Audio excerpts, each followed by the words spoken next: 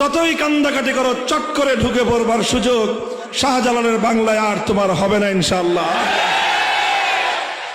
যারা তাদের জন্য মায়া কান্না করেন তাদেরকেও বলে দেই, আমার শাপলা চত্বরের খুন হওয়া ভাইদের রক্তের দাম শোধ করে কানবেন। জুলাই আগস্টের বিপ্লবের বাংলার 2000 দামাল সন্তানদের রক্তের মূল্য পরিশোধ করে কান্নাকাটি করবেন। এর আগ পর্যন্ত কোন খুনি বাংলার মাটিতে পুনর্বাসিত হবে না। যদি কেউ তাদের পুনর্বাসনের ব্যবস্থা করেন, আপনারা ইতিহাসের অস্ত্রগুলি নিক্ষিপ্ত হবেন। কাজেই আজকের জাহেলিয়াত সেই প্রাচীন যুগের জাহেলিয়াতের চেয়ে আরো ভয়ঙ্কর। এই জাহেলিয়াতকে পরিবর্তন করতে হবে। এই জাহেলিয়াতের কবর রচনা করতে হবে।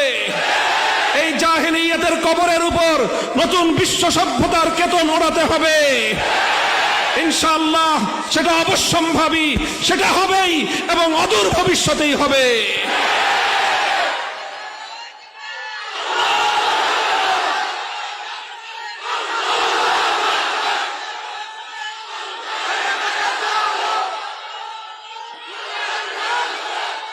প্রশ্ন হলো, ইসলাম তো বিজয়ী হবেই। পৃথিবীর দিকে দিকে ইসলামের বিজয়ের পূর্বাভাস পরিলক্ষিত হচ্ছে। পৃথিবীর বিভিন্ন দিগন্তে ইসলামের চূড়ান্ত বিজয়ের সূর্যোদয়ের পূর্বেকার সুবহে জাদিদ দেখা যাচ্ছে। প্রশ্ন হলো আমার আর তোমার জন্য যে আমরা আমাদের এই ভূখণ্ড থেকে ইসলামের সেই অগ্রযাত্রার মিছিলে আমরা কোথায় থাকব? সম্মুখ সারিতে থাকব না আমরা পশ্চাৎপদ থেকে যাব? এটাই আজ আমাদের কাছে ঐতিহাসিক এবং সবচেয়ে গুরুত্বপূর্ণ প্রশ্ন। মুহতারাম হাজিরিন, এজন্য এই সময়টায় আমরা আলোকপাত করতে চাই যে রাসূল সাল্লাল্লাহু আলাইহি ওয়াসাল্লামের বিপ্লবী কর্মসূচি কি ছিল, যেই কর্মসূচির মাধ্যমে তিনি এক ইনকিলাব এনেছিলেন।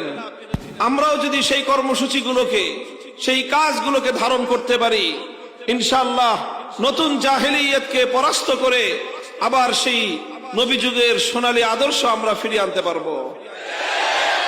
হুয়াল্লাযী বাআসা ফিল উম্মিয়্যিনা রাসূলাম মিনহুম ইয়াতলু আলাইহিম আয়াতিহি ওয়া ইউযাক্কিহিম ওয়া ইউআল্লিমুহুমুল কিতাবা ওয়াল হিকমাহ ওয়া ইন কানু মিন ক্বাবলু লাফী দালালিম মুবিন।